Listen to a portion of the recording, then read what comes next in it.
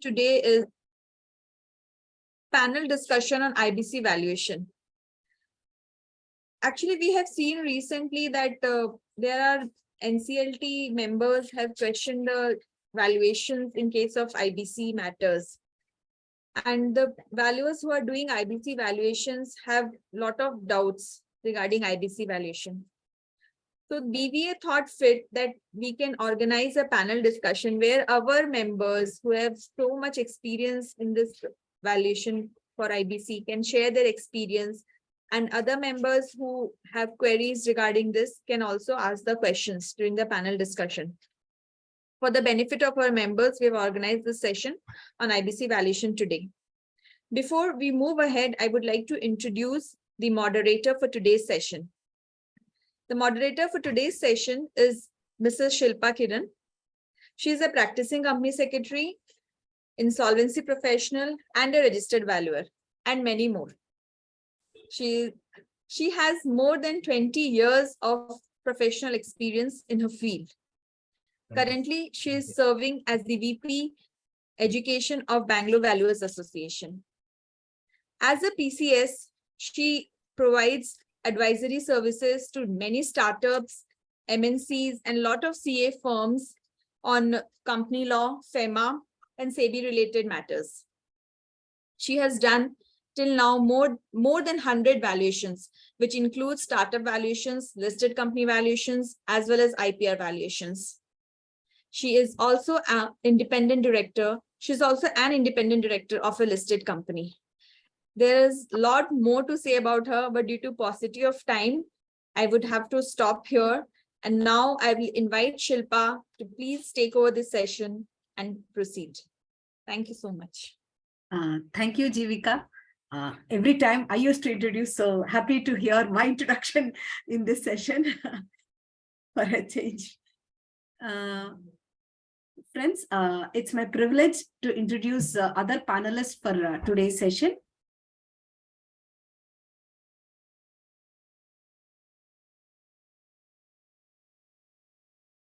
One of the panelists is Mr. Subbarao Kalva. I hope all of you can see the screen. Yes, Shilpa, we can see. He has over 20 years of experience in the field of rendering professional advisory services relating to corporate laws, insolvency laws, valuation, legal contracts, and litigations, setting up of new businesses. He is a graduate from Nagarjuna University in Commerce and a fellow member of ICSI. He has also done LLB, MBA. He is an insolvency professional and registered valuer in a RSFA category. He is successfully qualified for independent director and social auditor. Presently, he is, as all of you are aware, he is the president of Bangalore Valuers Association, and he also holds the vice chairman position of ICSI Bangalore chapter. Thanks, Subbarao, for accepting our invitation. Thank you, Shilpa.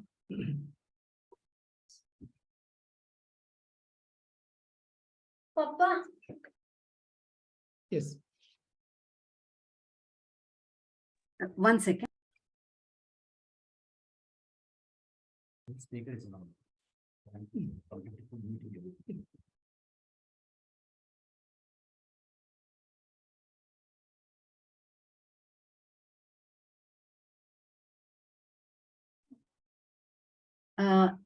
And next panelist is Mr. Ravi Devarakonda. He is a chartered accountant, company secretary, cost accountant, and graduate in law with over 40 years of experience in manufacturing, trading, finance, and infrastructure sectors at senior levels. His experience includes as CFO and company secretary in Tanirbavi Company GMR Group and Nice Toll Road Kalyani Group. Presently, he is practicing as a chartered accountant. He is also qualified insolvency professional, empaneled as an insolvency professional with major banks. He is also a registered valuer for the asset class SFA. He has conducted valuations for startups, allotment of shares under Companies Act, income tax, and valuations under the provisions of IBC. On behalf of Bangalore Valuers Association, I welcome you, sir, for today's session. Thank you. Thank you, Shilpa. Our next panelist is Mr. CA Naveen Singhal.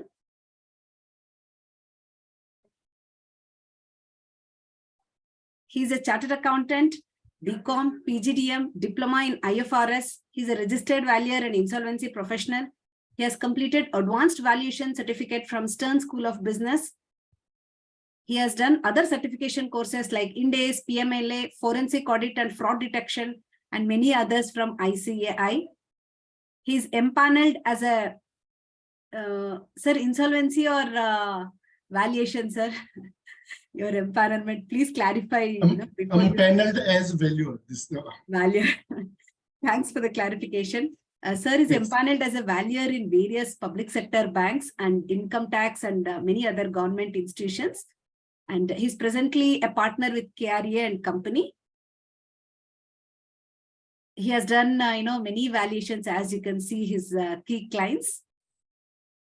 And even in IBC, as you can see, he's, sir, we are blessed to have you in our session today. Thank you. Thanks. I once again welcome all the panelists and the members for participating in this session. Just give me 1 second.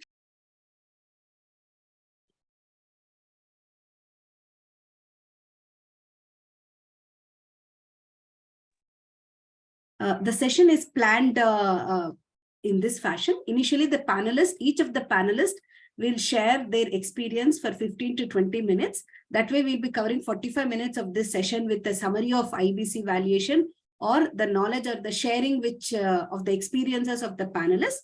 After the panelists make a presentation, the question and answer sessions will be open. And the session is open for 2 hours. First, I would like to request Mr. Subbarao to come forward and give us a summary of IBC valuation. Yes. Thank you, Shilpa. And thank you, Jivika, for a wonderful introduction about the moderator and the panelist. Now, before... You are not on video. Would you like to come on video for some time? Yes, I'm in video.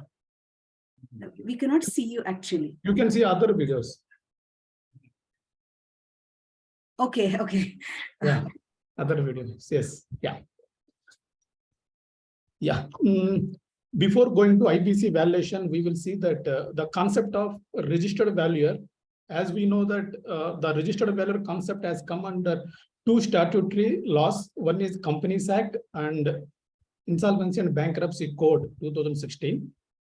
And when we are doing valuation under Companies Act, as you know that the board of directors will appoint you as a valuer and you will determine the share price, and both company and investor will agree the price and investment will happen. Here, the stakeholders will involve only the directors as well as the company and investment. The investor will be there. Whereas under IBC, the RP will appoint you as a valuer. And again, the insolvency professional or RP is a professional appointed by NCLT just before 1 or 2 months back. Like even the RP also will not be knowing a lot of information. Then RP also will expect the tracing of assets or value or other details from the registered valuer.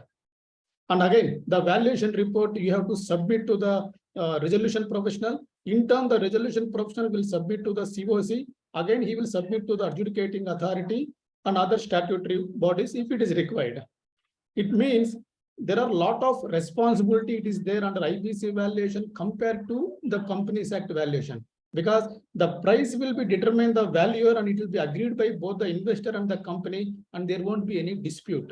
And again, as you know that the company is under going concern and all the parties will be coming into the same understanding and they will invest. But here, the parties will be different, like the resolution professional or adjudicating authority or COC or resolution applicant. Everybody will be having their own price, their own value. The COC wants the highest value. Again, the same time, the resolution applicant wants the low value because he can get the company at a low price. This is the reason, like we have few challenges in valuation under IBC. And again, we have 3 types of asset classes: land and building, and plant and machinery, securities or financial assets. As the resolution professional will appoint you within 7 days, once he appointed as a RP, or before 47th day, you have to appoint. Here, the insolvency professional or resolution professional should follow the process, best practices in appointing the valuer, again, he has to get some codes from the registered valuers. He has to give for the, again, he has to issue the appointment letters. And when you are issuing the appointment letter, he has to give some information about the company. And as a valuer, even when we are going to appoint for a company as our corporate debtor, we need to take certain steps, because we need not to just give appointment, or you need, or taking the assignment as if, okay, it is a very small assignment. You have to take care of that all, whether you have the company data or not, or whether the resolution professional will support you or not. We need to check before accepting any assignment. Because when you are giving the valuation report, like if you give undervaluation or overvaluation, it will affect different stakeholders. For example, if you give the undervaluation, then it will affect the corporate debtor or as well as the COC, Committee of Creditors, and other stakeholders. And if you give overvaluation also, again, it will be rejected. The resolution plan will be rejected, which could have been approved. And there is a delay in liquidation process also due to, again, repeat process. If the two values are giving in two separate values, again, the resolution professional has to appoint a third value, and again, it is a problem.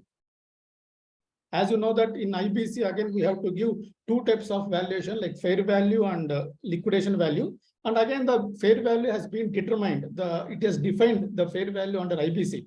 It is the estimated realizable value of the assets of the corporate debtor if they were to be exchanged on the insolvency commencement date. Like in normal Companies Act process, we follow the DCF methodology or net asset value method or market value method. And again, we follow some international valuation standards or ICI standards. Whereas the value has been given in the IBC process, like it is the estimated realizable value. And again, the estimated realizable value, again, the value to value, it is very, very different. And we need to discuss with other valuers also sometimes, like how the valuation is doing, under what process is doing also, we have to see that. Again, the definition of liquidation value also has been given under CRP regulations, but again, it is the estimated realizable value also. And again, here there are two possible areas. Okay, the difference, what is the fair value, what is the liquidation value? Like few valuers will decide how we can find out the liquidation value with reduction of 10% or 15% also. The valuers will think, because these are the different areas where we have to find out the fair value and liquidation value. And again, if you come to appointment of valuers, regulation 27 of CRP regulations and regulation 35 deals with appointment of valuers, and as well as how the process will go. If the two valuers are giving the different values, again, the RP has to appoint a third valuer. And again, when you are doing IBC valuation, you have to follow best practices in sharing the information. The resolution professional has to provide all the information, whatever he is having. For example, the corporate debtor may give only few details. With the resolution professional, the same can be shared to registered valuer. So how you can take it? Even from the registered valuer also should take the information from the COC.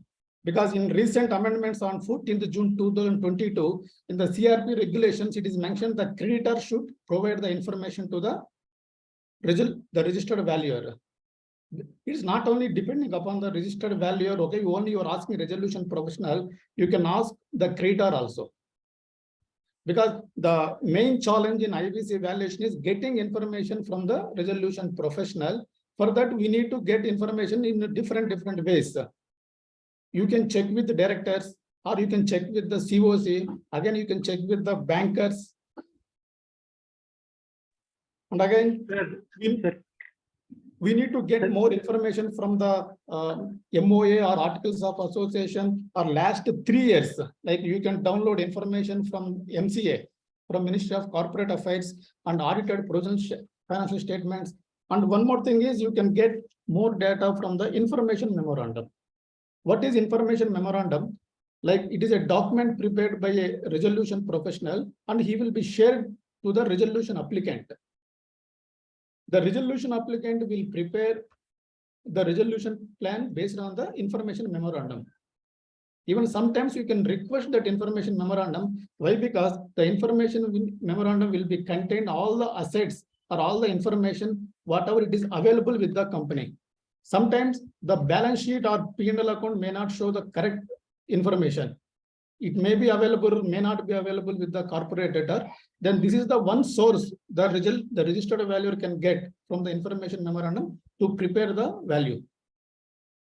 And again, there are few challenges when you are doing valuation, like trade receivables, again, that intangible assets, goodwill, investment with subsidiaries, with group companies, and deferred tax assets. Okay, for this, all we need to check with the resolution professional, and we need to prepare a lot on when valuing these assets. Because the trade receivable, we know that the trade receivables in most of the companies, once CRP comes, the corporate debtor may not get that amount, because as insolvency professional, we have seen in few cases where we did not get any amount. Whereas if the registered valuer gives that amount, whether if it is, for example, like trade receivables 1 crore or 10 crores, if you say that out of 10 crores, the company may receive 20% or 30%, and it is a problematic to the insolvency professional also. How he can arrive that? Because again, if you give, when again the resolution applicant may say that he will take 0 value, and again you are giving 3 crores, the valuation will go up, the resolution amount will come less, then the company will go to liquidation if both are not matching. This is the reason we have to take care of all these assets. One, like each asset into different options we have to see, like when you are doing the valuation. We have to apply different methodology in case of shares, or in case of trade receivables, or in case of deferred tax assets. We need to do a lot of assessment we have to do. And again, when you are doing the valuation, you have to, there are suggestive steps will be there. Again, how we have to review your appointment letter, and you have to understand the assets of the company, and you have to understand the key information and limitations with the company. And you have to visit, the physical inspection also is required by the registered valuers. And again, when you are arriving the first stage of valuation, you need to submit to the resolution professional. And again, you have to ask the review whether any missing information or any assets are left out. And again, we have to prepare a draft valuation report. And again, you have to arrive the final valuation report. Here, when you are doing IBC valuation, especially, you may be having like different options or different calls you will get from the resolution professional. They sometimes even they may influence you to get more value or less value. Even you cannot influence from the resolution professional, because again we have the IBBI where sometimes they will check your valuation report also. This is the reason, like we have to take care of a lot of things under IBC valuation. And as a registered valuer, we cannot compare our valuation just with the Companies Act or with the IBC.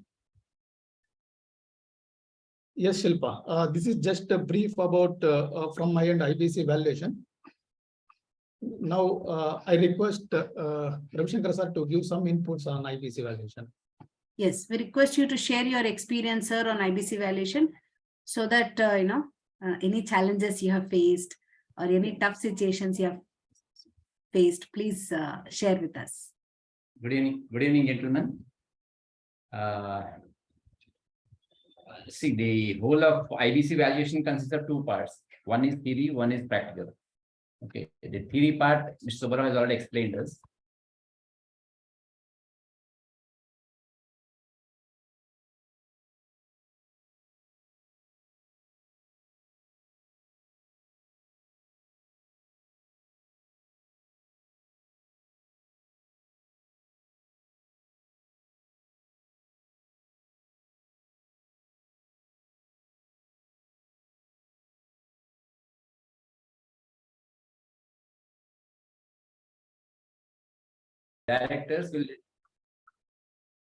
Promoters or directors will be very happy to give you, because they are going to make out of or make a use of the report and then do something out of it. Whereas in case of IBC valuation, the IRP or RP who is there, no, he will only not have most of the information. If you ask a balance sheet, he may not have a balance sheet also. If you want a tally backup, he will not have a tally backup also. But with all that limited information, you are supposed to comply with your regulations of ICAA or IVS and then complete the report. That's first challenge. And there are so many people above you who will ask whether you're done properly or not. One is the RP itself. Then second is the COC. Then next, third is the IVBI. Then fourth is the NCLT also. NCLT also may ask you questions as to why you have done like this, because in one of our cases where I was not an RP, I was a consultant to the promoter, the RA. There, what happened is that we have done a value, the promoter, the RP got the valuation done of the land in Hyderabad. And the judge, who is also both the judges, technical and judicial members, both are from Hyderabad only. So they know, they said that we know the Hyderabad valuation better. So they directed the RP to conduct one more valuation of the land. So you will not the COC or RP anybody, but NCLT also can ask for further valuation, one more valuations.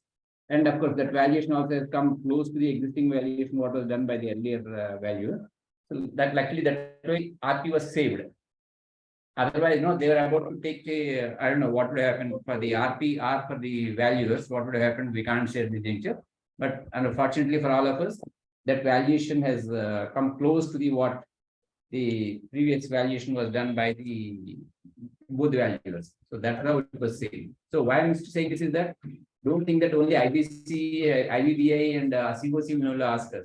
And in the valuation, and another issue here is that the bankers who are the COC members would have already done a valuation much before this process, because normally they take a valuation every year, or at least whatever valuation they have done, they have a figure with them in their mind. And the RP is supposed to, or the valuers are supposed to come something closer to that. Then the bankers are happy. Suppose, and one of my other assignment, what happened is that there is a land and building, and there's a plant and machinery. So when the valuation was taken up in the IBC CRP period, the valuation has come much less. So we said that because of CRP and all that, valuation has come low. That's so understandable. But the basic problem there was that even the land valuation also has come down.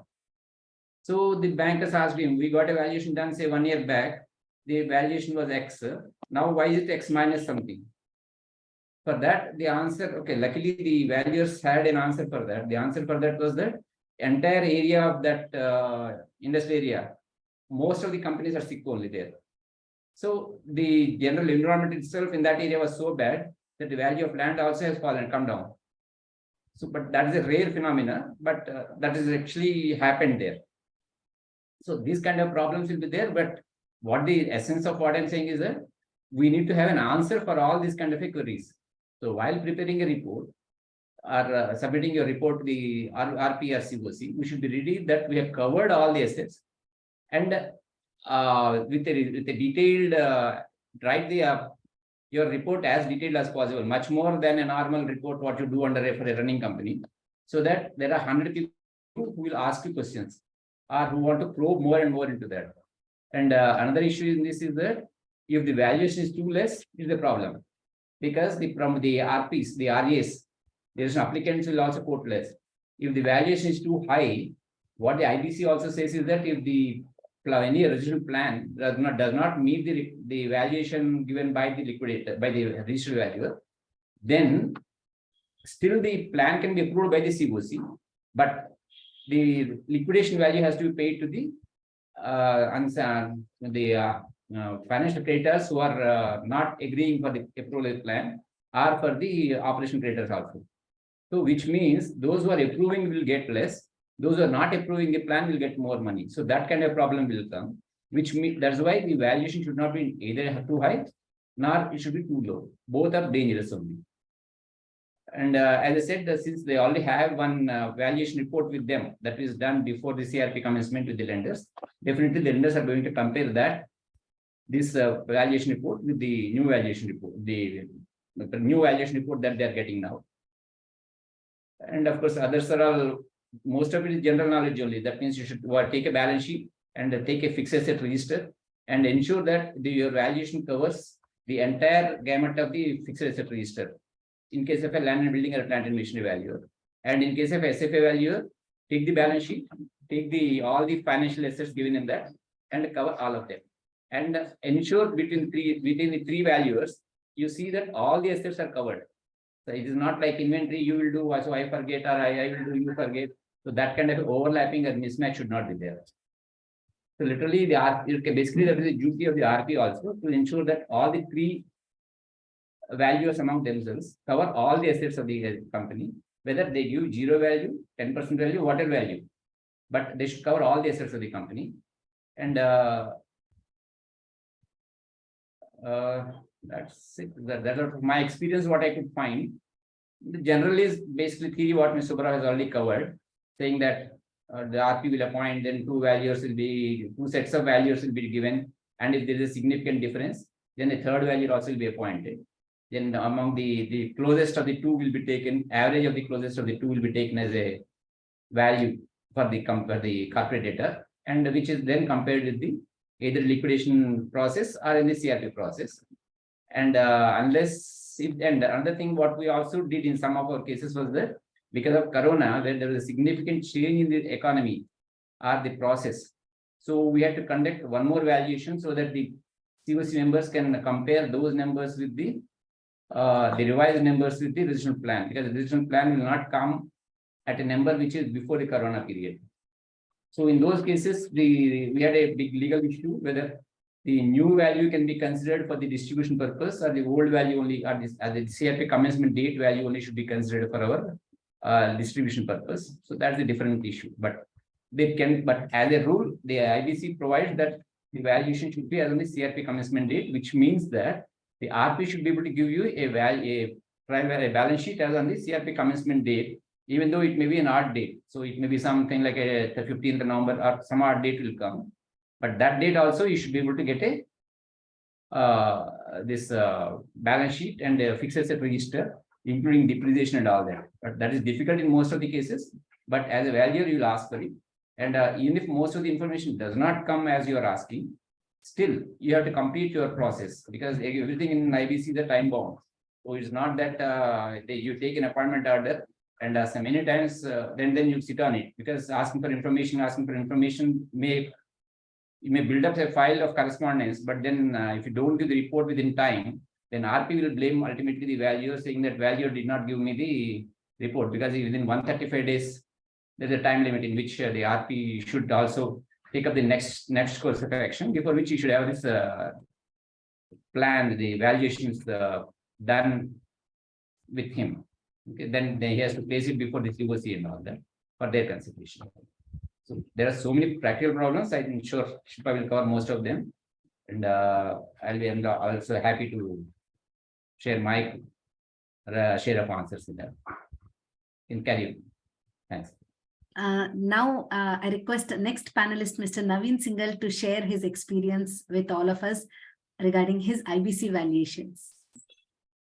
Thanks, Shilpa. And I can share the screen, right? Yeah. Yes, of course. Okay, so I will share first some technicality. Okay, so if we look at mainly all of us, when we do IBC valuation, we usually do either for CIRP or liquidation. Probably most of the time we do under CIRP in lesser liquidation, because liquidation valuation is optional for insolvency professional, one.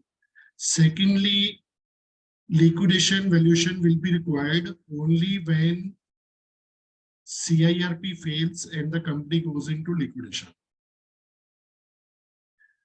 Now, when we look at the rules, CIRP rule says fair value and liquidation value.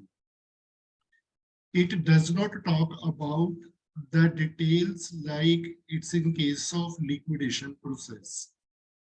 In case of liquidation, the valuation, the liquidator may sell asset on standalone basis, set of assets, slump sale, assets in parcels, corporate debtor as a whole as going concern, the business of the corporate debtor, the business or businesses. So theoretically, if a corporate debtor is having 2, 3, 4 businesses, liquidator can sell one of the businesses, two of the businesses, and then the company as a whole can be liquidated. So when we look at the requirement of valuation for us, it's different in case of CIRP as compared to liquidation process. And my personal belief is today, most of the time while doing CIRP valuation, IPs are not demanding the valuation at these levels, at these detailed levels, which going forward might be required to be done at these levels, provided information is there.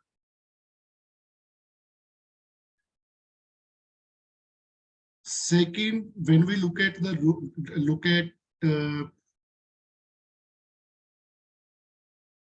the valuation standard, which is the mandatory for any valuation,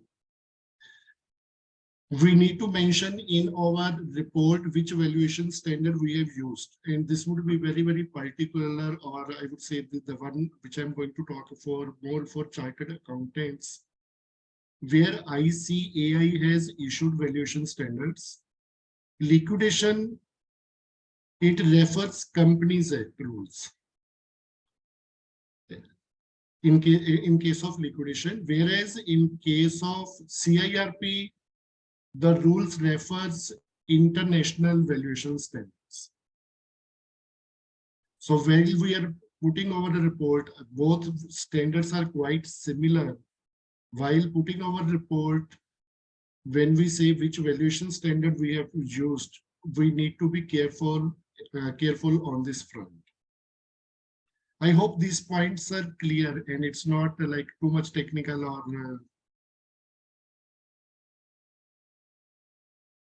yeah. Okay. Shilpa ji, it's okay.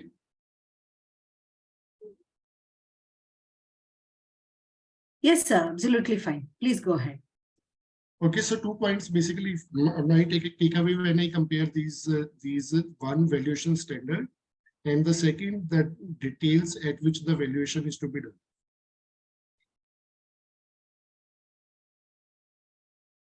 Third, what I wanted to discuss out of my experience when we do valuation, a lot of us do, and we put these kind of comments in the report. For example, income tax, here it's put demand, it should be refunded. In the books, there is income tax refund, which is appearing as an asset. And in the report, we say in the absence of any detailed status of income tax demand, we have considered that the amounts recoverable, if any, will get adjusted against the payables. Because in the balance sheet, we can see that there are many litigations going on. In the auditor report, in the contingency report, we see that there are many demands, and then we believe that if there is any refund, it will get adjusted against those demands, and the company will not get any amount from the department. In case of CIRP as well as liquidation, if one person is debtor as well as creditor, the principle of set of works, and it's the net amount which is realizable or payable by that individual or department. The issue comes that we do not reckon these, what I would say, valuations in our books, in our report. We give, and RP may end up, on one hand, take value of the assets without these receivables, and on the other hand, whatever is payable to the department or demands, that can be reckoned as liabilities without considering gross liabilities, without considering receivables. So what I do to avoid that kind of situation and to avoid any confusion at insolvency professional, and at the end of report, this is not visible, I put assumption summary, amounts getting set off against liabilities.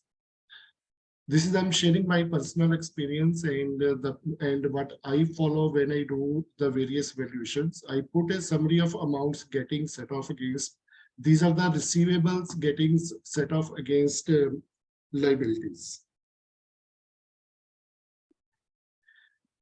Another thing which I would like to raise, will like to discuss with the co-valuers, co-professionals, that I see number of times the reports, they say that we did not get any details of the debtors. We have got only and only aging of the debtor. We have not got invoices. We have not got any confirmation, no disputes, no status of any disputes, not anything recoverable. But then looking at just aging, we value the debtors which are above 3 years, maybe let us say 0 or 5%, 1 to 2 years, this much percentage, 2 to 3 years, this much percentage, and so on. I asked myself that if any of my clients comes to me and ask me, okay, so Naveen, this is the balance sheet with me. The company has got 40, 50 CR of debtors. In the last 3 months, 6 months, even in CIRP, there is no recovery, no document, nothing, no details available, how much I should pay for this debtor. So when I ask myself this, so to me, I will not recommend my client to pay any amount, because these book debts, I'm not sure whether these are just book debts, fraudulent entries, or real debts, whether any recovery can be made, whether these are, time bar and so on. How can we just values, and even we do not know the financial position of those debtors, especially if they are individuals, partnership firms, and so on. For companies, we can still take out the data in certain cases from MCA side, but surely for individuals, partnerships, these are not available. And how can we then advise to our client that nothing is available, no information is available, just because there is a debt appearing in the books, we put a value to that considering the, aging of those debts. To me, like no buyer, no willing buyer would be willing to pay for such book debts. And even as a professional, I will not advise any of my clients to make any payment towards those book debts of which there is absolutely zero details, zero confirmation, nothing. And we have seen in lot many companies, they have got huge debit balances with zero recoveries, almost zero recoveries. So I think we need to be careful when we put the values just basis aging without having any information, any details. We need to be very, very careful. Like my earlier panelists spoke that if we put too much valuation, there will not be any resolution. If we put lower valuer, then it's corporate debtor which is on the receiving end, in the sense that they do not get its proper value. Now, when we say it does not get any proper value, principally speaking, whatever valuation we do, it's confidential. Resolution applicant is not supposed to know that what valuer has put the valuation. And if I do any valuation for RA, I will be conservative. And even in CIRP valuations or liquidation valuations, when we put fair value, it's exit value.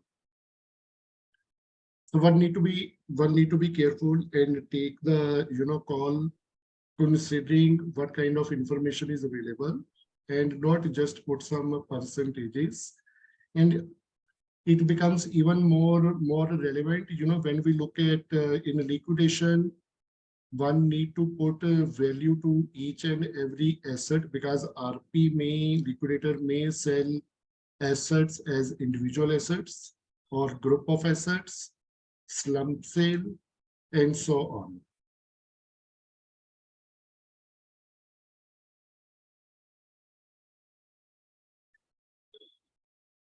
So I will like my earlier panelists have already covered a lot.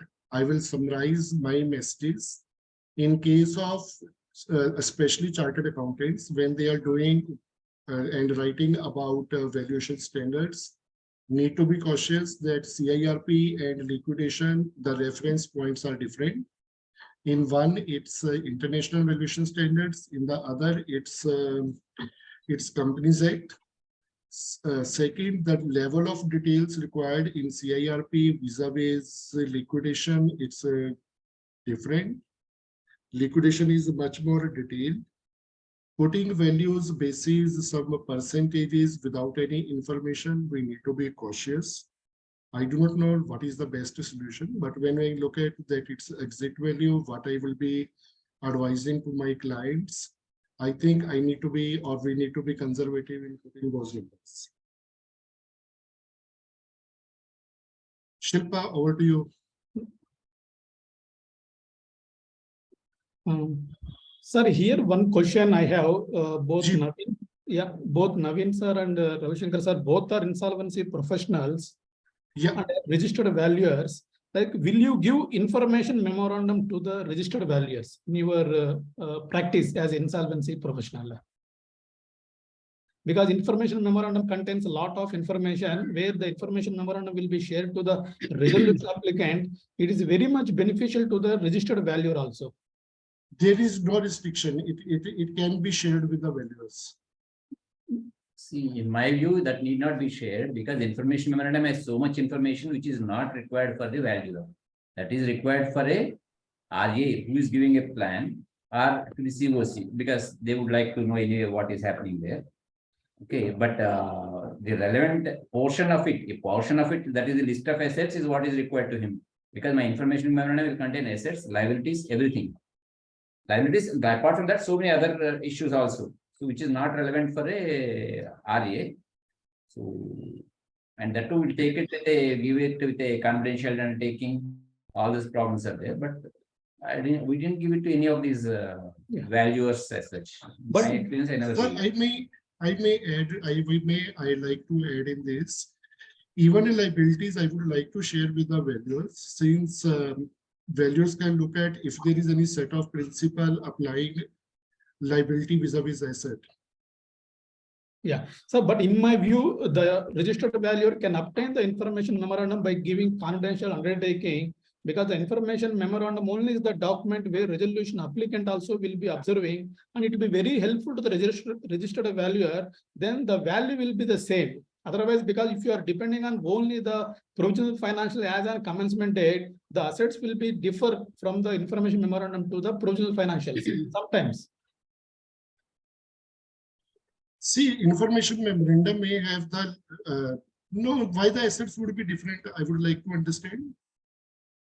Sir, information memorandum will be prepared after commencement of insolvency process, maybe within 60 days or 75 days, but it will be having correct information as per my view, because as insolvency professional, we visit the corporate debtor and we will put all the details. Sometimes, okay, the provisional financial shows inventory valuation of 10 crores, but they don't give the piecemeal basis. Whereas information memorandum, they will give all the information.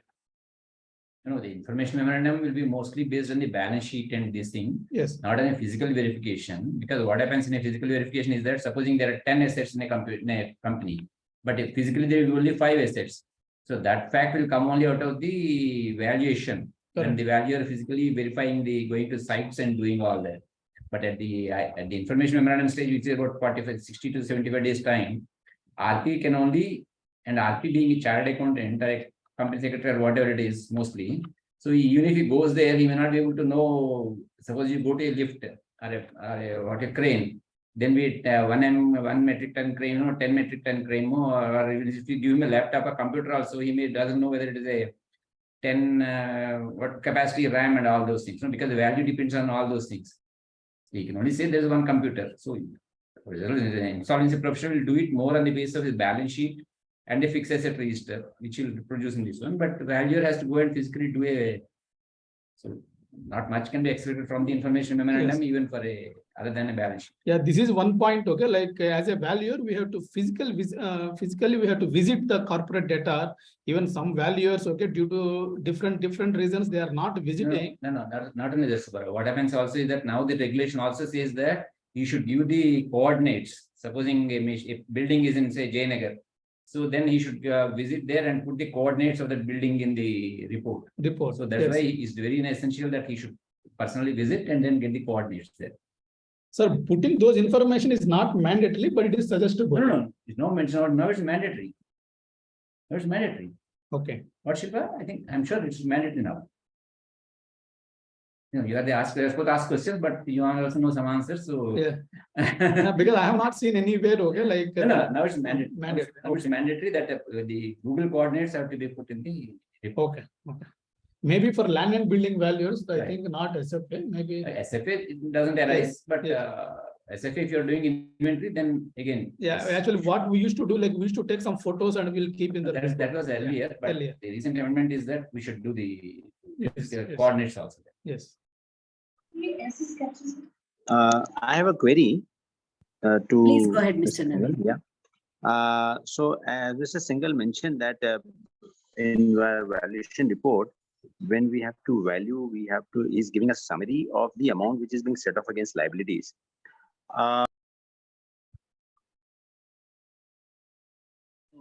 Probably what asset amount will be realized, that will always be set off against the liabilities. So as a valuer under IBC cases, what we need to do is to value the assets, not the liability part. So let's say if there is an income tax demand and there is a refund which is pending at the income tax department, my perception is that we should value the refund which is there, not the demand which is to be set off, because demand is a liability which the RP is, RP will determine the liability, and then after the resolution plan is admitted, the liabilities will be set off. But as a valuer, probably we need to value the assets rather than setting off against the liability. That is my thought process. Okay, so I shall add here. Let us say there is an employee. To the employee, you have to pay salary, and there is an advance given to the employee for which either he has to count for or return. Now, it's within the right of the employee or vendor that they can set off payables against receivables. If you have to receive an amount from a person and to also pay to the same person, you will not get that realization to the extent there is a payable. Waterfall does not work for that amount. So when waterfall does not work for that amount, for accounting purposes, there are two different accounts within the company books. But from valuation point of view, one cannot realize that value. So that value should be knocked off. That is what I. In this case, what we're trying to determine the liability, where as such, we are not aware of any claim which is being received from that employee or any income tax department, because the claims are determined by the insolvency professional based on the documents which are submitted. And if we get in our valuation report that this will be set off against the liabilities, that means we are determining the liabilities also. No, I will not say that we are determining the liabilities. I'm saying we are determining liabilities only to the people from whom we have to receive monies. So, let's say if we are determining the debtors, let's say for example, debtors, and if debtors there's a security against the bank liability, then we cannot assume that this debtor is subject to the liability which is to be paid to the bank. Sorry, I did not get. If there is a debtor and there is debtors are provided as a security, book debts against the bank loan, then we cannot say that these book debts will be set off against the bank liabilities and they are subject to net realizable. No, these are two different parties. I'm speaking about the same party. Let us say you are valuing company A, and in the company A, there is company B, which is a supplier, as well as customer.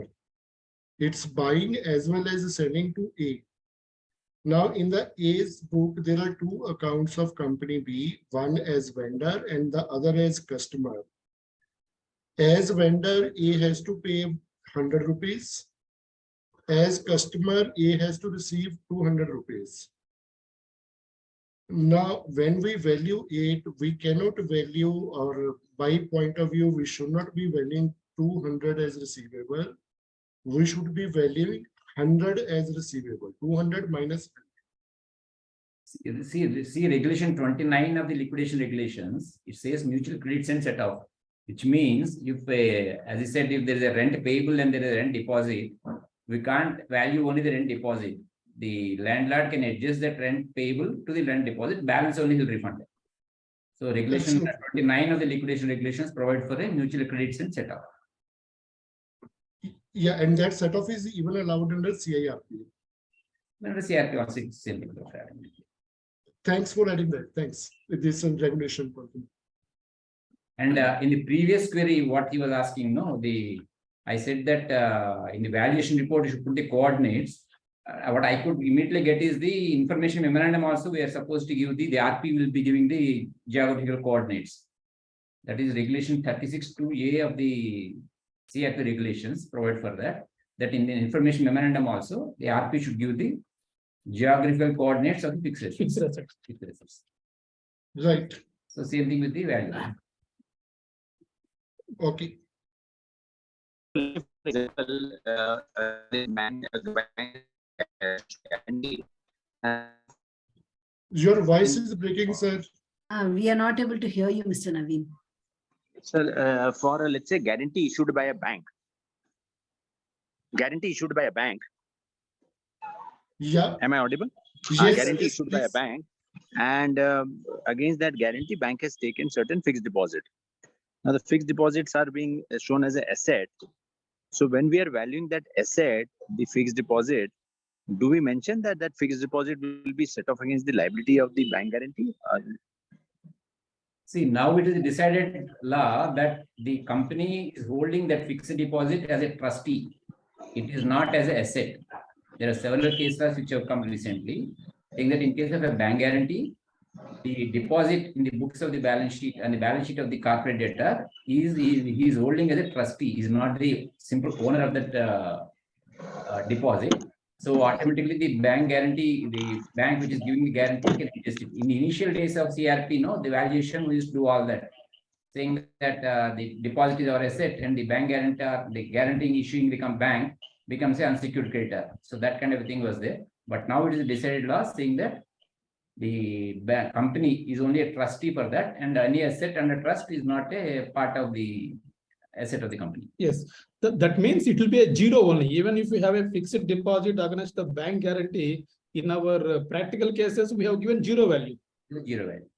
Like we cannot say that fixed deposit is available to the resolution applicant when we can give some value for that. Logic is because it's trustee. Yes. Absolutely. That's why I said that let us put a summary at the end of report, whatever we have considered zero or reduced values, so that the report is fully transparent and summarized. Yes.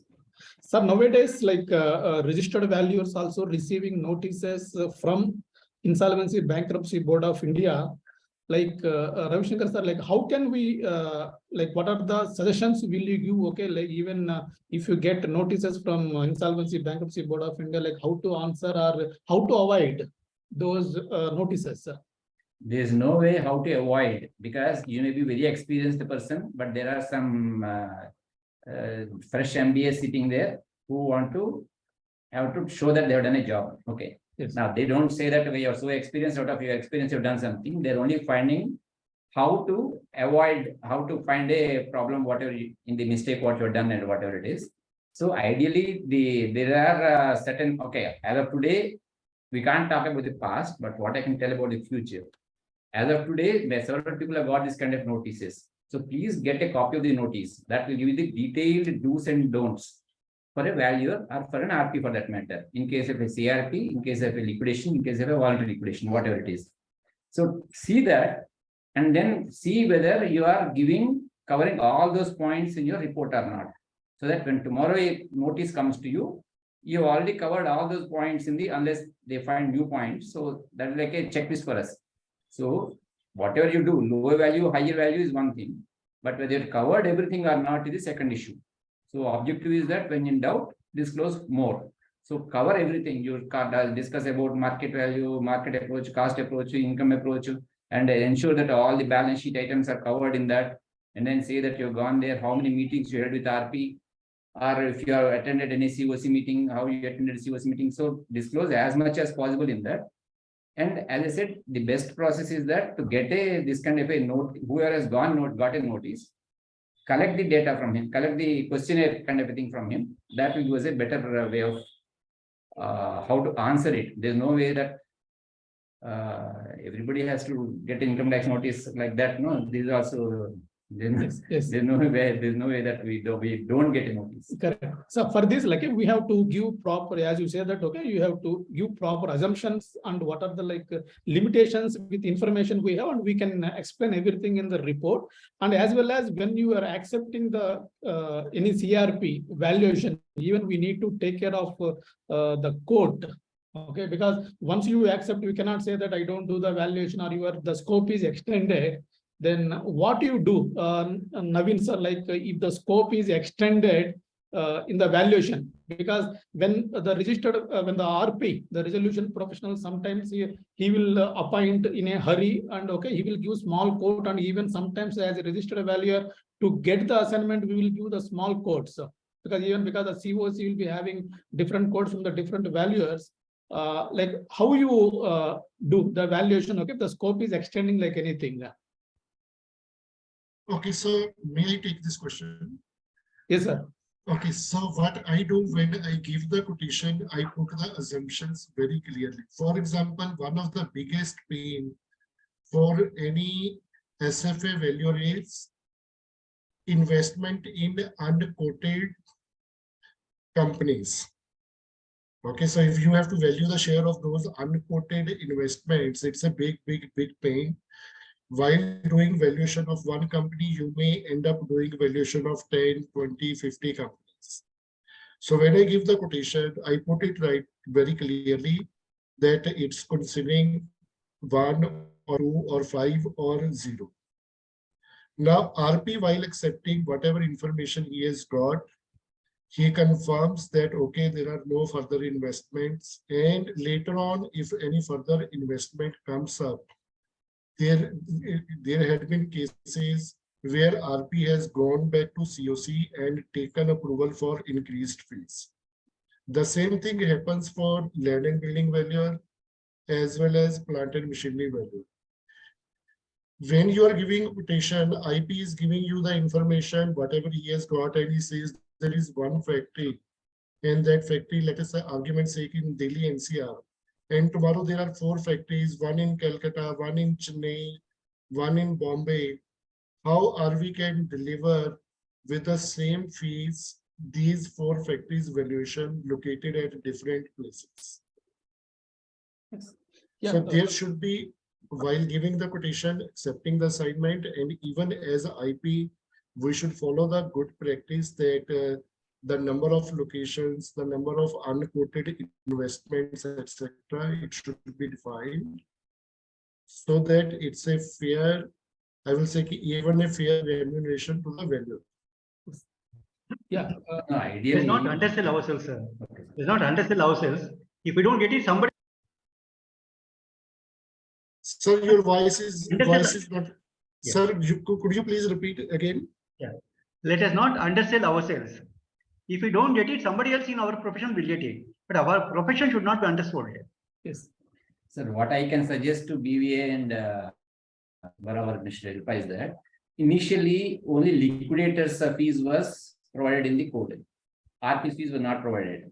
Now they have come with guidelines to how much should RP get a fees. The same way, if the valuer fee is also linked to the location, value issued, whatever it is, some parameters, okay, what parameters the fee should be fixed, because now there is an income tax valuation, there is a fees fixed there. There are some parameters that are taken, and then based on which the fees is fixed. in the wealth tax regulations. So like that, if some fees, okay, less, more, whatever it is, if they fix a fees, now that there's a values and all that. In the case of chartered accountants, we have minimum scale of fees. So that doesn't apply here. Scale of remuneration. That doesn't apply here. I'm not sure about other professions. No, sir, But in case of CA, chartered ones, we have minimum scale of fees. So Yes, we sir. can follow broadly those guidelines. sir, that is something like per hour 10,000. I think that's what the fees something. No, what is the fees there? You can work it out separately. I believe it is something But it like can be 10,000 benchmarked. rupees per hour or It can be something. benchmarked. But that kind of things are here for full assignment only. Yes. So that's So you will not difficult. be able to apply per hour in the Indian context. In Indian context, you will not be able to apply per hour. But same time, it can be fairly comparable. Yes. No, but some parameter. Okay, let them take the CA issues parameter. Okay.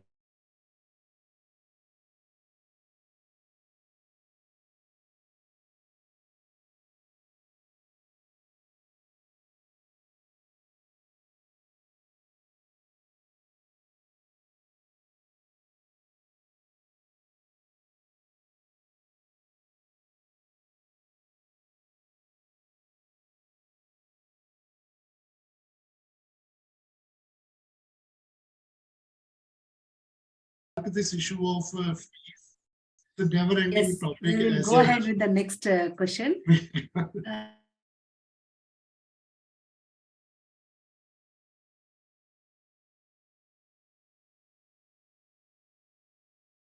From COC or the IP is the only source. Subbarao, would you like to take this question? Yes, yes. See, as I said, okay, in the recent amendment, like 14th June 2022 in the CRP regulation, the registered valuer need not to depend on only the resolution professional. He can get the information from the creditors. Why? Because like in all cases, the financial creditors of the banks, and already they might have submitted the stock reports as well as the financials information and title deeds or documents, and we can get from the creditors. We need not to depend only from the resolution professional. Even the resolution professional appointed like 2-3 months back, he's also an expert or he's a professional like us. Even sometimes, okay, the resolution professionals will expect more from us than valuation. Because in finding these assets, are because I have seen in one case the resolution professional requested that valuer to do the physical verification of all apartments in case of land and building. And we need to check before that. And as whatever the question, okay, we can get information from the creditors, not only from the resolution professional. So that may create a confusion. It's better to get the information through the RP only. RP, let him coordinate with the COC and get the information. Yes, If definitely. always you have to contact COC directly, it becomes difficult and it becomes a confusing scenario. Correct. So there are some cases, insolvency professional maybe first time case is doing, okay, he may not be knowing, okay, where the information can be received. We can suggest the insolvency professional and we can request them to get it from the bankers or other sources. That's always it can be routed through insolvency professional. Actually, what I differ from what Subbarao better said. not to contact COC directly. Right. Because ultimately the valuation reports are confidential and they cannot be shared with the COC by the RP also. They cannot be shared. So before conducting your valuation, you are directly in contact with COC. There may be issues of confidentiality. By slip of tongue, you may send some signals about the valuation. Yes. Sir, I differ from what Subbarao has said because I think he is referring to regulation 4.3 of the CRP regulations, which says that IRP can get the IRP or RP can get the information from a banker on his valuation reports, his stock statements, and all that. It doesn't say that he should give it to the valuer. Okay, whether to give it to valuer or not is a different issue. So it is not that IRP gets in so much information from so many people. One of the sources because of the new amendment is that bankers also should support him by giving the whatever data they have, like old forensic audit report, old inspection reports, audit reports, stock audits, and all that. Literally, what it means is that the last valuation report, stock statements, receivable statement. So the stock statement get taken from the bank and compared to what he has in the company. It's like that. But whether I suggest that he should not give it to the existing valuer, because valuer is supposed to do his own independent. Actually, when we are talking of it, if you are appointing two valuers, we are saying that don't let them meet each other. That also we are saying, because one valuer should not influence the other valuer. So we can't give the valuation reports obtained from the bank. Now the code only provides that RP has a right to get the data from banks, like valuation report to stock audit report and all this. Sir, it is a responsible RP to get all relevant RV to get all the relevant information from the RP, and he has to also get management representation before issuing valuation report finally. So that's important. If the information is not obtained, then RV also will be held guilty. Correct. And Shilpa, there is one question like how to value investment in subsidiaries when the company under CRP? Yes. It's a very relevant question. Like when company goes under CRP, the companies also, the corporate debtor also will invest into different subsidiaries or group companies. Sir, I request Ravi Shankar sir, okay, like in your practical experience, have you done this type of valuation of subsidiaries when the company is under CRP where you appoint as a registered valuer? Now, I didn't do a valuation when I was as an RP, we got it done. But our valuer has given nil value to everything, because basically what happened in our cases was that since the main company was insolvent, obviously the same effect has gone to the subsidiary also. In most of the cases, if the holding company is insolvent, subsidiary companies also will be terribly in losses. So that's basically one reason. And second reason also was that, So second reason also was that whatever investments were there, they were anyway pledged to our bankers, to the holding company's bankers only. That asset also was pledged to the bankers. So which means that even if you sell it, that will go only to the existing lenders only. So it was mortgage pledged specifically to any particular bank. So that's one reason. But then main reason was that all the subsidiaries either were closed or they were in losses. So first thing you should, anyway, apart from that, you have to first assess the value of each subsidiary, then come to a conclusion that that particular company is under losses. So the value of the shareholder is 0. So that kind of a valuation has to be done. Subsidiaries balance sheets has to be reviewed by the valuer. Yeah. So we need to value the subsidiary shares in the subsidiary companies also. And that has to be done like any share business valuation only. At times, when I done the evaluation of a subsidiary company for a listed company having about 20 plus subsidiaries. So different companies are in different stages. Some companies, they are not functioning. Some companies they have assets, but they are not being distorted. And some companies, they have shareholders agreements. And some companies, they have options also. Optionally convertible debentures, optionally convertible preference shares. So that was a big challenge. How do you convert the option? The issue is there is one clause with one government of state government where the option can be exercised. If option can be exercised, the option of the investor, that is holding company, for converting them into shares.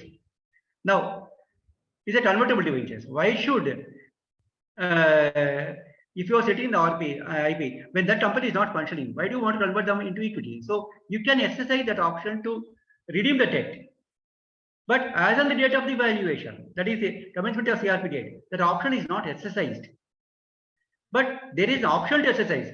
So I suggested to RP, please exercise that option to redeem that, to demand for the repayment of this one from the subsidiary company, because it's a joint venture with that company. Yes. So that help them to have better negotiations points with the management of the subsidiaries. Yes. Not necessarily realization, but better negotiation points. Yes. In conclusion, as a registered valuer, we have to do the value of subsidiary companies also, whether the companies are under operations or not. Then we have to arrive whether it is a book value or zero value or some value we need to give. Just we cannot ignore that. Okay, like we have given quote only for this company, or we cannot do that companies, and again it will be a problem in future, even for a resolution, a professional resolution applicant. Yes, we have to include them in our quotation. Yes. Yes. Sir, in case, with respect to the same question, in case the RP or liquidator is unable to provide the financials of subsidiary, which will be the case mostly, what is the action for RV? Because go to MCA website, and then download it. What is it? So there is one way out. One is go through the minutes of the board meetings. Minutes of the board meetings of the holding company and minutes of the board meetings of the subsidiary companies, if they are available. Second one is you can download the financials from the top level. We can download the financials of the company from the top level. Latest available balance sheet, you will get it. Correct, sir. If the 2 years old balance sheet is there, then we may not be able to consider. It will be a bit challenge. So we have to consider whatever is available then. That's true. Yes. Sir, in few CRP cases, the companies will be having like intangible assets like brands, trademark, goodwill, then customer relationship. These plays an important role, okay, when you are as a going concern. But when company comes under CRP, even the resolution profession also will expect the value of these intangible assets. Ravi Shankar sir, like how in your practical experience have you done like trademark or goodwill or other intangible assets valuation? Then how you did? Like if you have any other if you have cases like this. Okay, and again, coming back to not as a valuer, we got it done as a RP. In the one of our companies, we had the EPC company, which had a lot of they call it a pre-qualification tender, pre-qualification values. That's what they call it. So, which means that since the company has been doing a lot of business, taking up contracts over a period, it has a right to participate in future bids. So that is a big value. So definitely it will have a big value.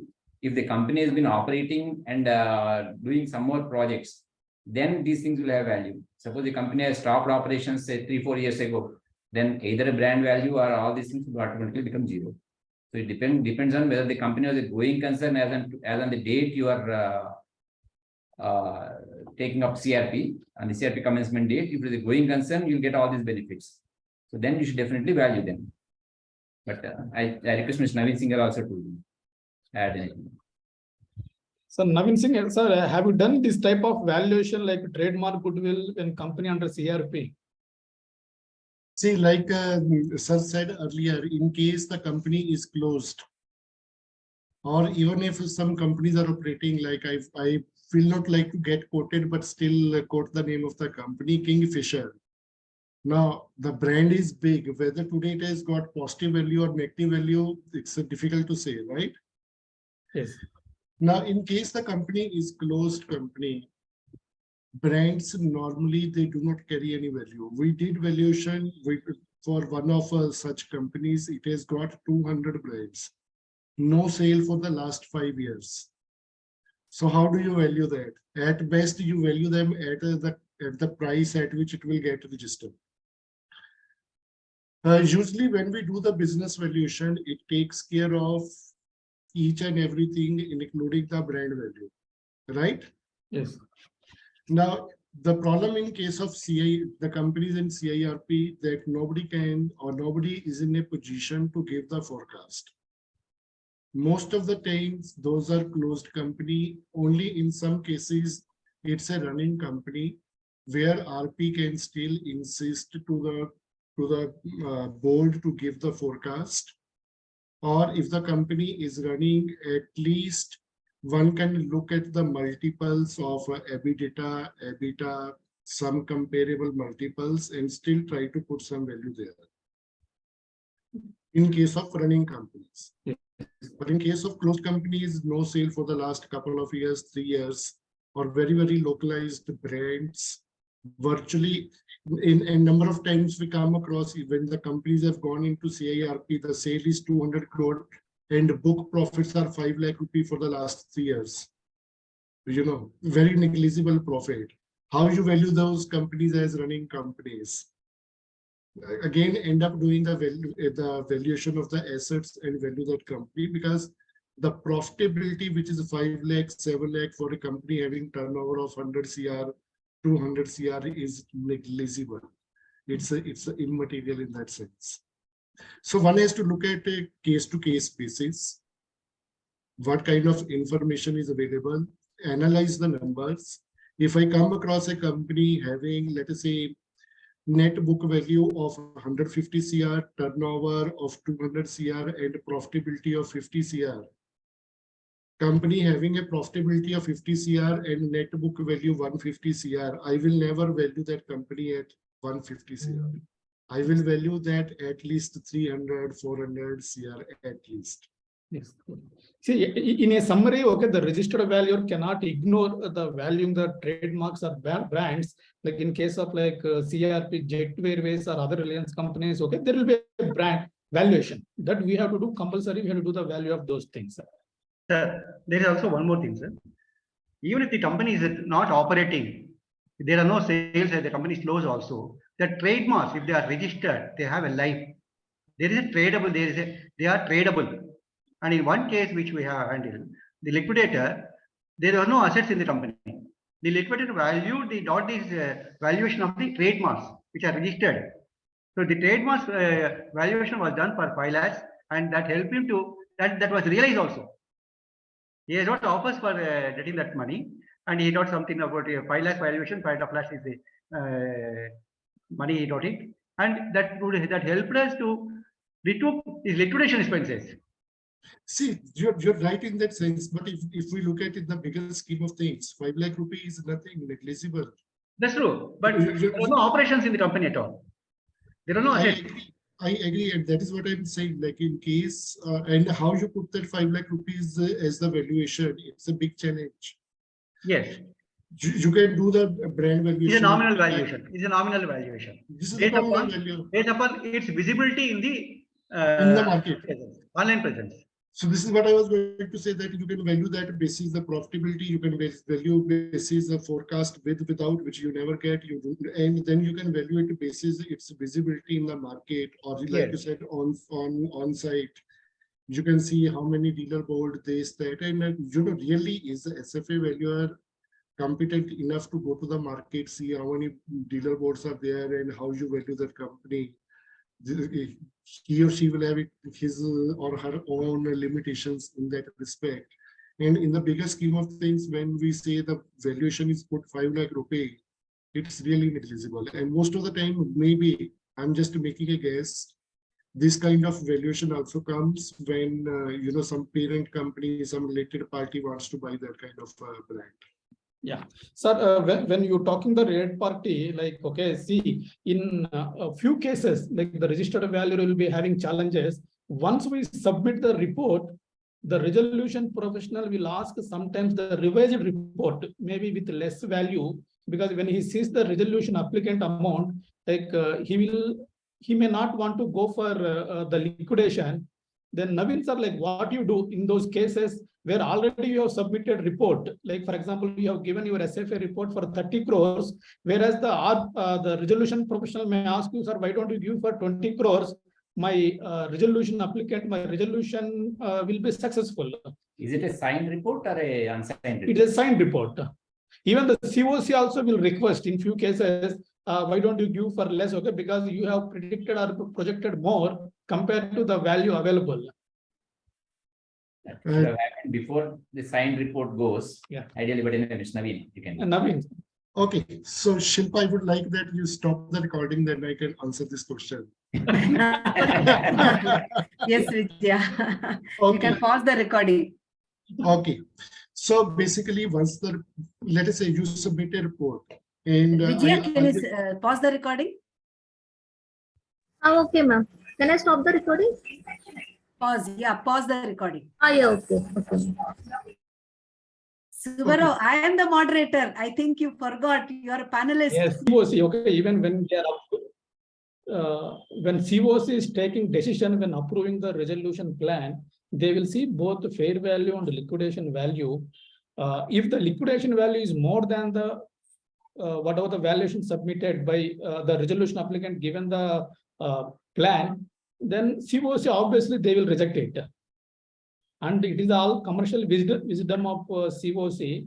In practically what happens, they will reject. Otherwise, the NCLT will ask question, how did you approve the resolution plan? when the liquidation value is more than the resolution plan amount. So that is why Mr. Naveen was suggesting when the comparison between two valuation reports is done, it is mostly based on liquidation value and not specifically on fair value. Fair value. Yes. Yes, we'll move on to the next question. Madam Shilpa, one more small this one. Please. There are judgments which said that even the liquidation value is more than the plan also, the plan can be approved. So theoretically speaking, it can be done. They say there's nothing wrong. But then what happens is that there are sections in the IBC itself which says that those who are not approving the plan, we should get at least the liquidation value, which means the person who is approving the plan will get as per the plan, that is lesser amount. Those who are not approving the plan will get a higher amount, which is the liquidation value. So that's why nobody will approve it in theory. Yeah, we'll move on to the next question. What is the maximum time available to valuer to submit the valuation report once he is appointed? Mr. Subbarao? Yes. See, the maximum time it is only till getting the resolution plan. Because if the resolution plan is going to be received next month or within 10 days, the resolution professional will make you speed, okay, to submit the resolution plan. And again, even they can't wait. Again, with the same information also we have to receive. There in the code or in the IBC, nowhere it is mentioned that, okay, within how many days we have to give. But as a valuer, we have to give as early as possible, at least before COC meeting, because the valuation report is required for COC to take the decision for approving or not approving the plan. Okay, we need to give, because in some cases, as a valuer appointed 1.5 years back, even I have not given the valuation report till now, because the matter is in MCLAT, NCLAT, and the CRP process itself is pending, and they have not given any information. Then we cannot submit. In some cases, we have given the valuation report even 2 months, 3 months also, depending upon the COC meeting and resolution plan received. Any of the other participants have any query, or I have already received so many questions on a separate, after the flyer was circulated. So I'll be taking that. Before that, anyone else has any question? One question.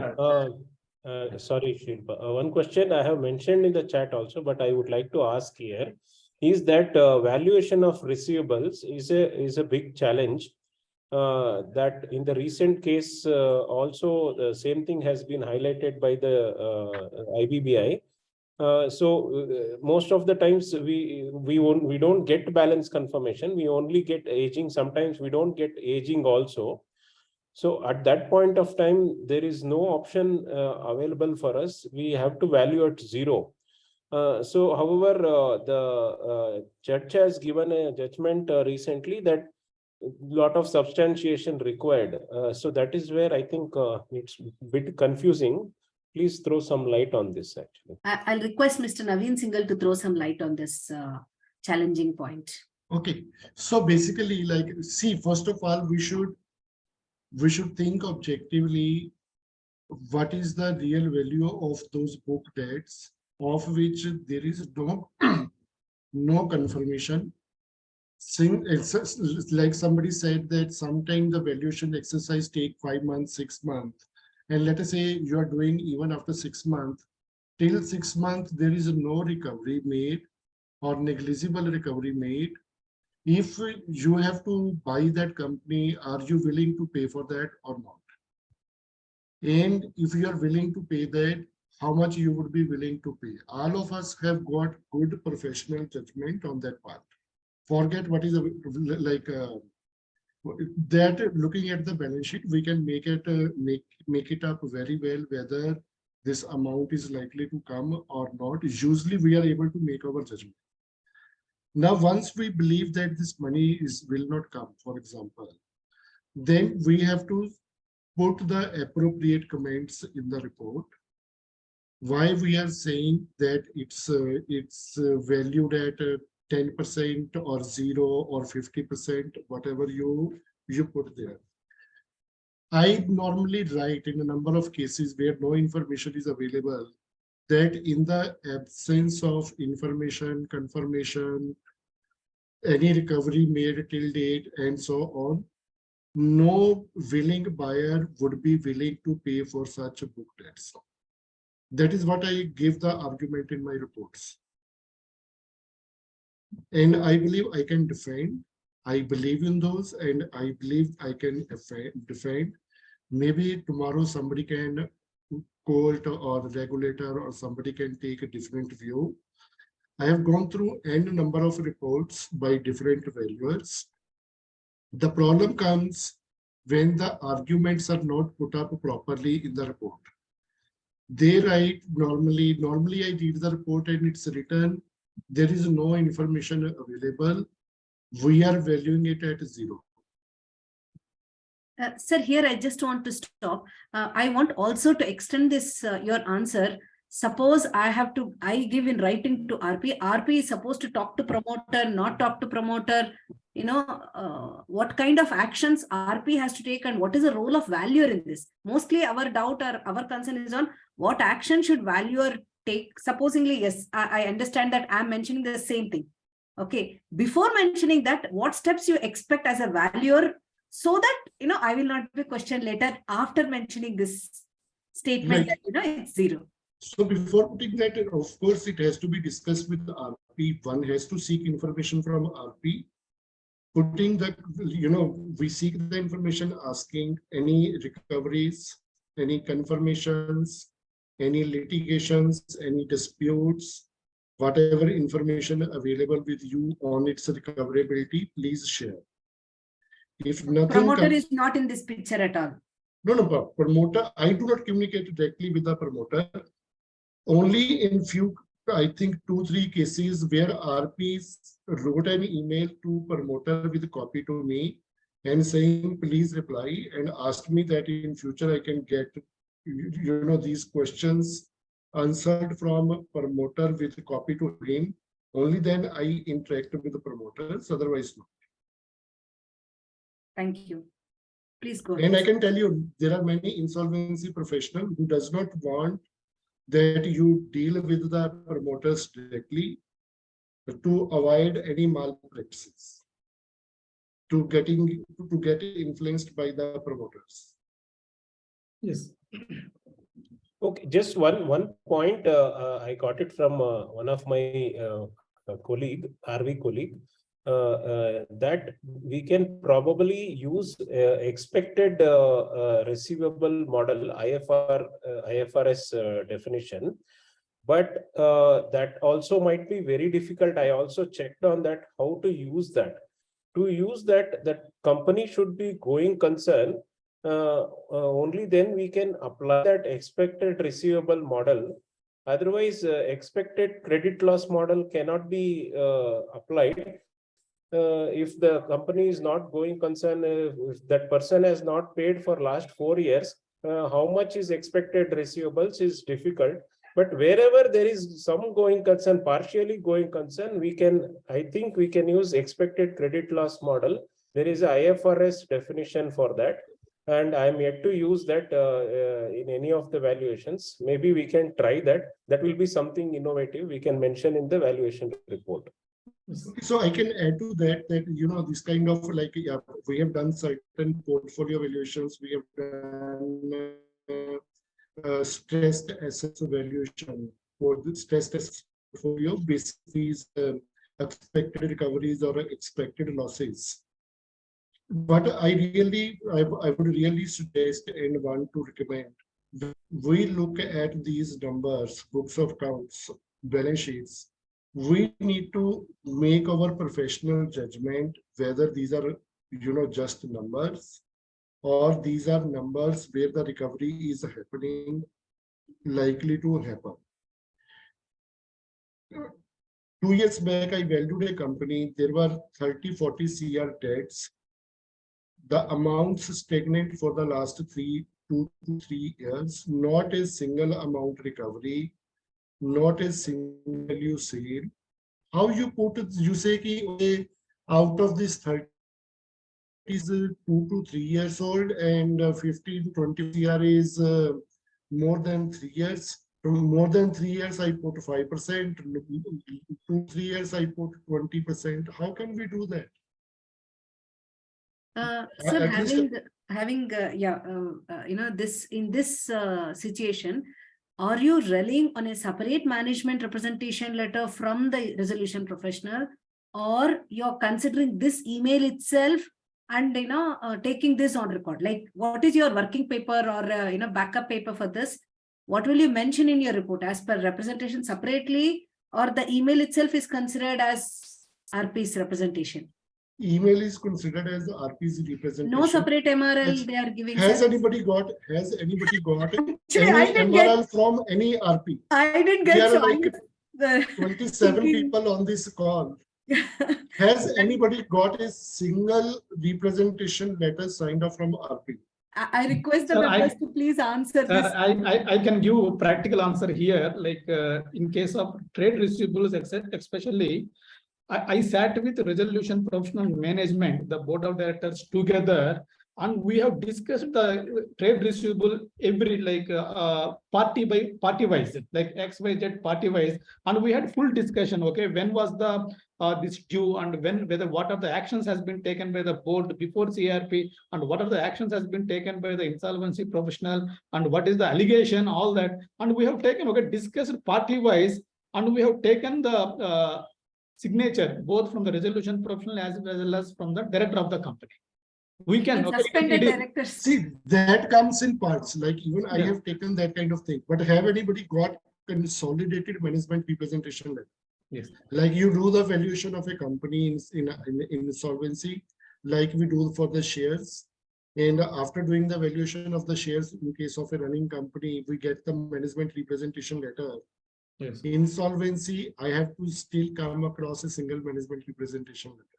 Sir, it is case to case basis. Some insolvency professionals will give the representation letter, some will not give. But as registered valuer, we need to ask the insolvency professional to give the MRL. If the first case for the RP, no, he'll give. Yes. By second time, he will also become veteran, he will not give. He will say, I have given you the information, you write in the report whatever you want to write. Right? Yes. Actually, We can try, if we can again try. my personal suggestion is if the valuer can consolidate all the replies in one single email and ask him for confirmation, that also one option we can explore. So since we have received many emails, so we are trying to consolidate our a series of emails instead of holding all of that and make him accountable. We can make a summary of all the factors we are considering from the discussion with RP and just send to him for his confirmation. If he is not replying after so and so date, it is supposed to that he is confirming all of our statements made in that last and final email. Okay. Yes, Mr. Vijay Kumar. One Please. important factor to be borne by a RV in the case of valuation of receivables. If the company is taken over by a resolution applicant and is successful, later on he will go by the collection of receivables. And if our report indicates that there is a value and he finds that there is no value, then we may be hauled up. So that is the risk which you are taking down. Correct. I request Mr. Ravi Shankar Devarkonda to throw some light on this. Should be saying this, but nobody will give you a management representation letter in these cases, because RP will simply say that I'm not responsible for anything. That is standard dialogue. We all, as an RP, also will say that, and as a valuer also we hear that. Question was consequent to this. Okay, whatever information. Management representation is not value. It's not of a value. Even if RP gives management representation, it doesn't have any value. Ultimately, RV will be hauled up because the successful relation replicant will try to recover the receivables. What is the accountability of the valuer in this scenario? You will be hauled up. See, it's not that RP told me to value it. See, you're not taking a RP's representation letter saying that this receivable is worth 10,000, so you also give 10,000. It's not that way. If your RP says this receivable is worth 10,000, you are again supposed to apply your mind and see whether it is worth 10,000 or 20,000 or 5,000. Okay, so RP's information is only one of the sources for you. You have to make your own analysis, and then just you can say, maybe you have to say in your report saying that RP has given value of 10,000, but I am putting a value of 5,000 because of so and so reason. But it's not that RP has represented our management like the. And if you request share valuation, when you do, management will give you projections. So again, that you have to validate and then only use it. It's not that management has given, so I have given value means they're also in everywhere the same. Sir, I think Vijay Kumar question is different where, okay, once the resolution applicant take over the company, whether, okay, once the registered value given the value 0, then whether he can take any It's action actually on- more. No, his question is more. Yeah. Suppose we give a value of say 50 lakhs. He will be happy. He is happy. He's talking opposite situation. Mhm. Suppose But I you are give giving a some value. value. It's not realizable. There is some Ah. debt issues are there, which Yes, we are not sir. considered. Sir, in all CRP cases, okay, even the whatever fair value liquidation value, the insolvency process will get less only. Even resolution applicant also will get No, no, less no. only. Suppose, No. suppose in a scenario, I give a value of 50 lakhs and he's not able to recover it. How am I accountable as a registered value? That is his point. Yes. Return not Accountability. because of certain issues which are not being identified by us. Correct. Yes. So I don't think so. It is any accountable as a registered valuer. No, definitely there Yeah. will be a due diligence issue will be there. It is easy to drag us as a professional in a court of law and Yes. question. No, it's easiest See- thing he can do. See, You have valued one receivable, let's say you have valued one receivable at, let's say, as she said, 1 crore, and I go for the, as a resolution applicant, I successfully taken over the company. Yes. If I have recovered in 1 crore, I'm happy. But if I'm not recovering 1 crore, if I find there is some debt, which is there are certain liabilities which are attached to that, or certain issues in realization which are not considered, though they are on record, then definitely the relation we will be accountable to them. They will throw stones on us.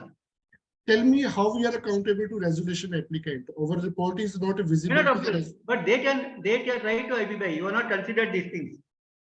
So I how can we request all how- the members present here to make a note of this statement of Yeah. Mr. Vijay Kumar. Definitely, that's a Everyone is happy to send emails to IBBI. We are listening lot of problems being faced by SFA valuers doing IBC valuation. One email to IBBI by any person. That's sufficient. Yes, That's Mr. sufficient. Naveen, yes, we'll take your point how to handle this, but it's just one email to IBBI which triggers, we don't know what it triggers, but yes, as a registered valuer, we should be accountable.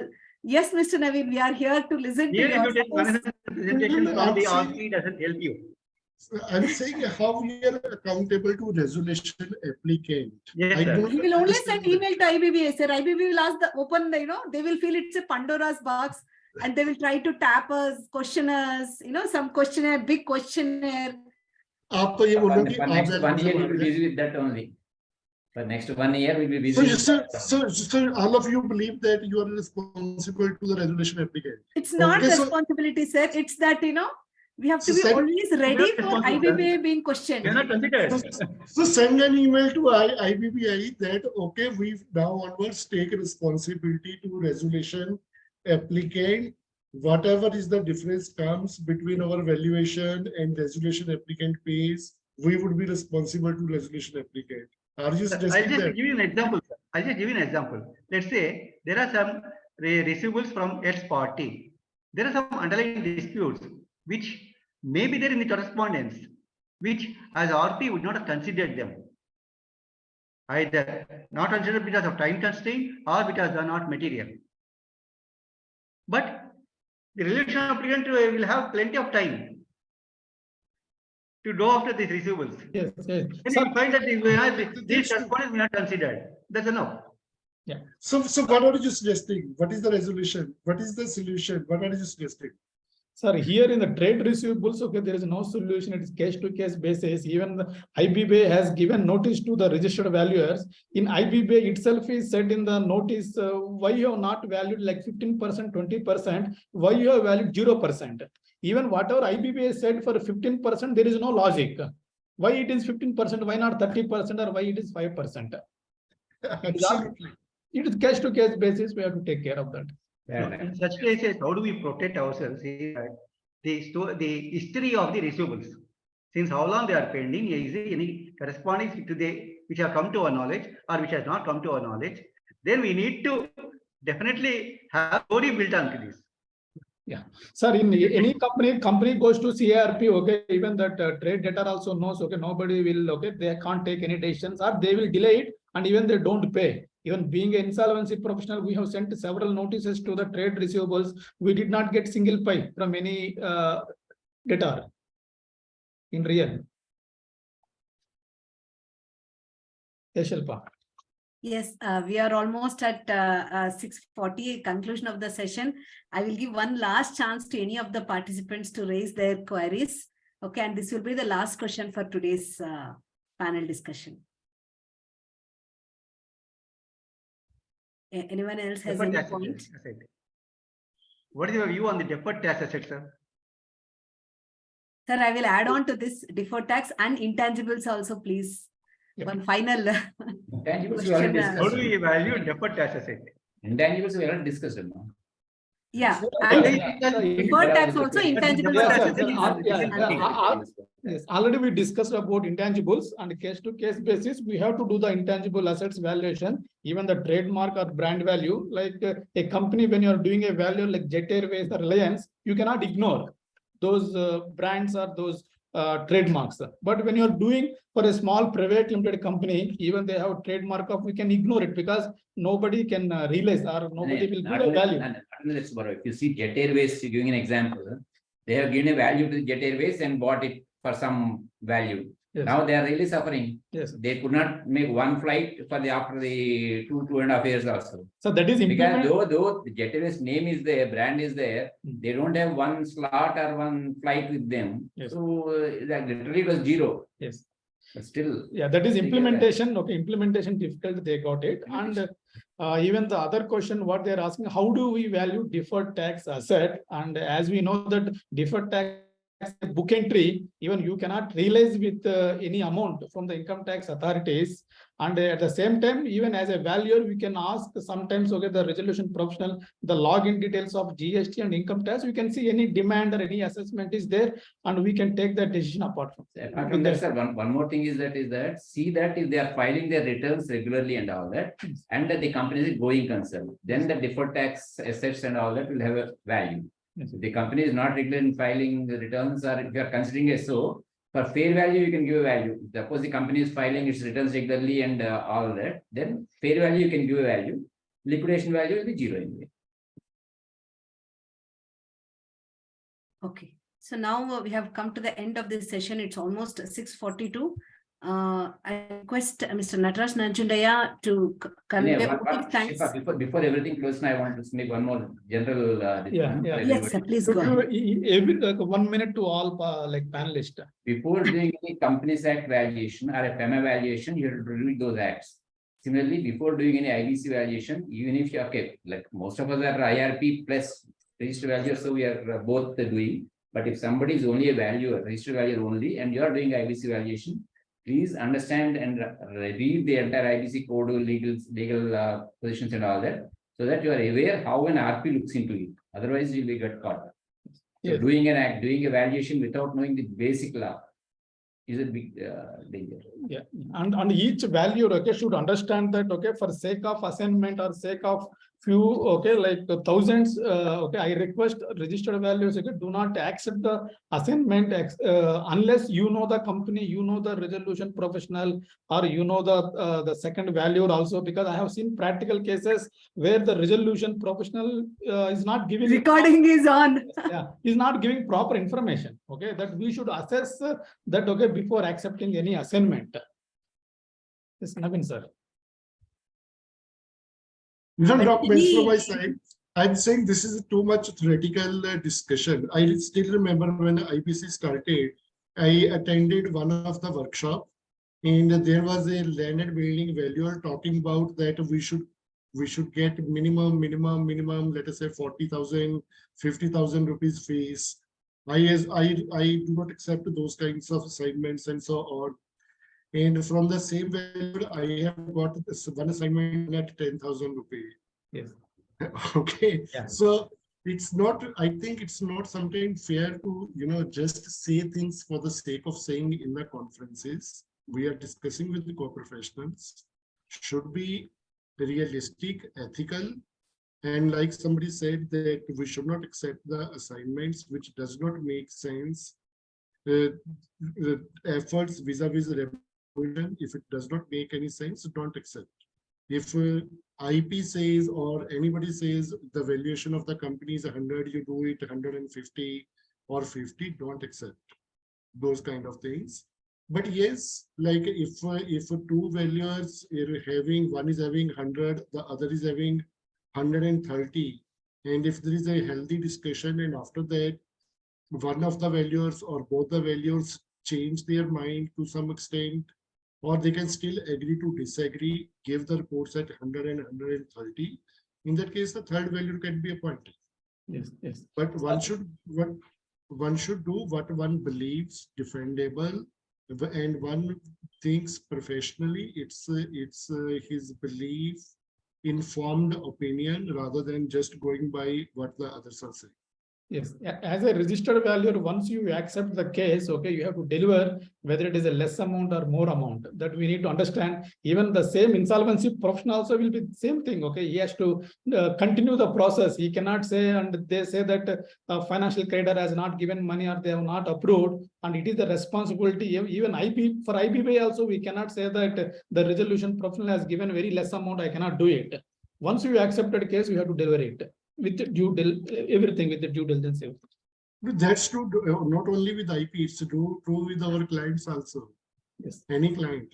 Yeah. There is a difference between what is the scope of work you thought and what is the scope of work defined. If the RP says there is one location and tomorrow there comes out 5 locations, go back and rediscuss, renegotiate the fees.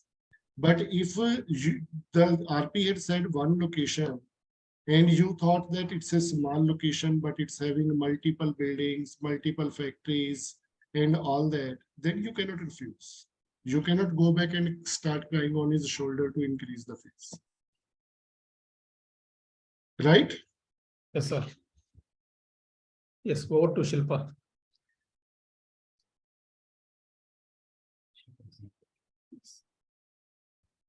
Subbarao, take the role of Shilpa. Yes. Subbarao, Yes. Any other questions from the participants? Any practical questions?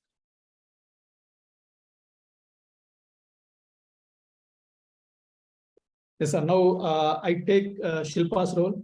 I thank. I thank. Yes. Subbarao plus. Yeah, Shilpa has come back.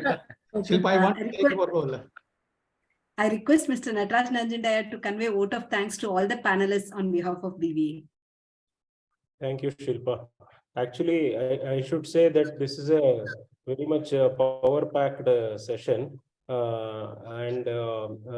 Last time also we had the IBC valuation panel discussion, but this time it is 4 or 5 times better in terms of the amount of knowledge has been shared by all the panelists. Probably this some credit also goes to the recent judgments which has come out, because of which we have become more and more cautious. I think that is very important. Observing what is happening in the other countries, valuations are looked by the regulatory authorities very much deep, and India also, I think it will be the case in future. So thank you so much, Devarakonda sir, Naveen Singhal sir, and also Subbarao sir, for sharing all kinds of knowledge. I think we have covered very much key aspects like investment in subsidiaries, trade receivables, intangible assets, and especially the even the set of mutual set-offs also. I think this is a very good session. Thank you. And thank you for everybody who has attended the session. Thank you, BVA. One second. I think Shilpa is launching the poll questions now. Just please bear with me for some more time. Okay. Yeah, can everyone see the poll question? Yes, ma'am. Yes, we can see that. I request the participants to answer this poll question.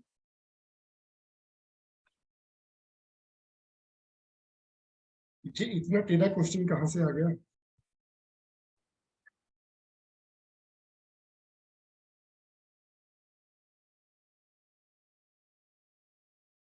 Out of subject question, I think.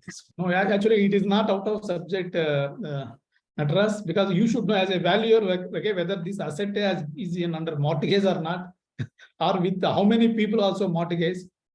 Right. I know, but this think question is set by Subbarao, sir. That is went out of my sight actually. The syllabus question is set by everything Subbarao, sir. under So the the sun. justification is That coming very syllabus.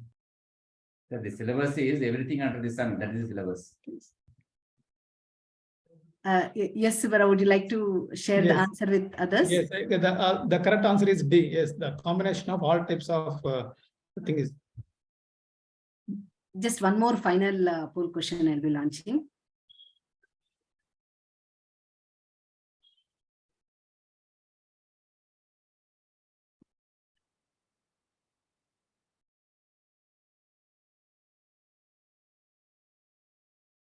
This is the last poll question, and we'll be This is winding the up. easier one.